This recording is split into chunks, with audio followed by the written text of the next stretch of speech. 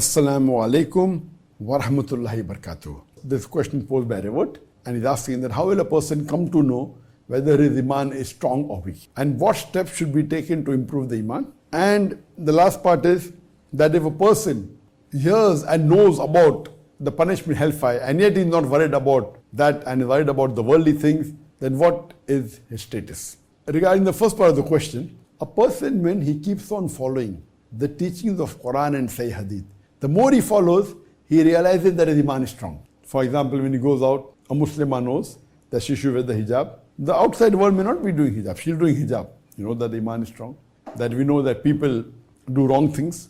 They cheat, you're not cheating. People tell lies, you don't lie. You're honest. And the more you follow the Quran and Sahih Hadith, you come to know Iman is strong. How do you increase your Iman?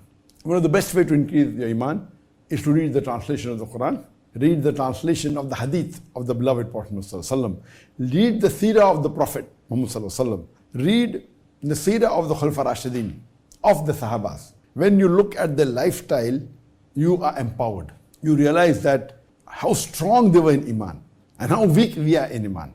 So if you read the stories of the Sahabas, your Iman increases.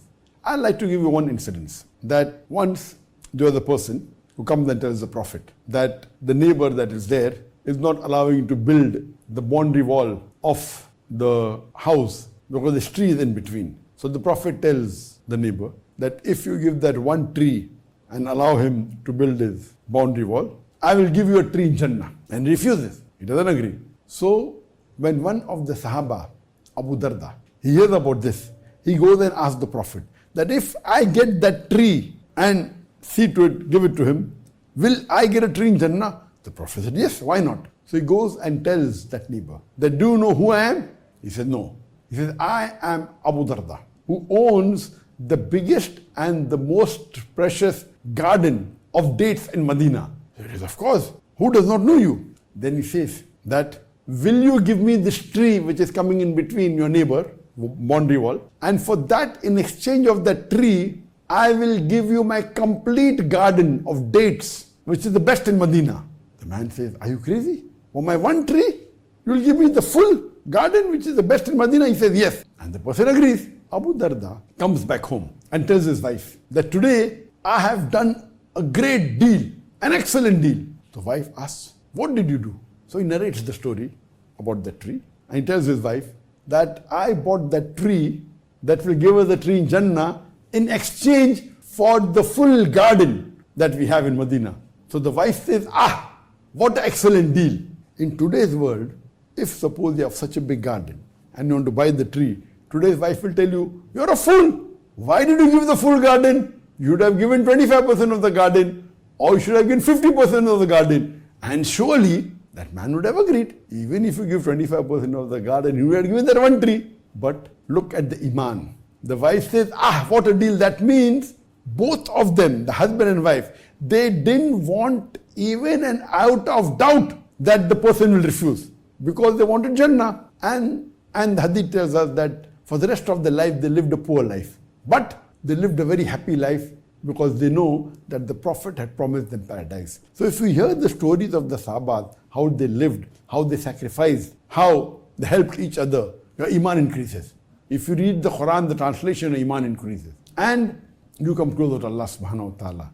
And if you read how did the Ansar, the people of Medina, the Sahabas of Medina, helped the Muhajir who migrated from Makkah to Medina.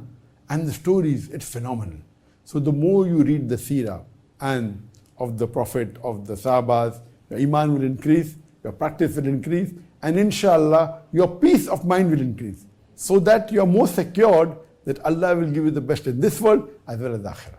Regarding your last part of the question, that what if you hear the punishment in the hellfire and yet you're bothered about the worldly things? What is the state of Iman? Even after hearing about the punishments of the hellfire, if you do not follow the Quran and the Sahih Hadith, and yet if you continue worrying about the worldly things, that means your Iman is weak.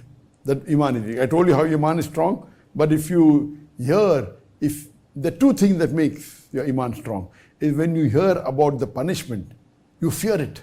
So that's the reason when you fear the punishment of the hereafter, of the hellfire, the present life for you, the difficulties are nothing. They're peanuts. So if after hearing the punishments of the hellfire, or after hearing the rewards of Jannah, yet you continue and disobey the teachings of Quran and Sunnah, that means your Iman is very weak. So that's the reason you should be in touch with the Quran and Sahih Hadith, and these things will get you closer to Allah and His Rasul. Hope that answers the question.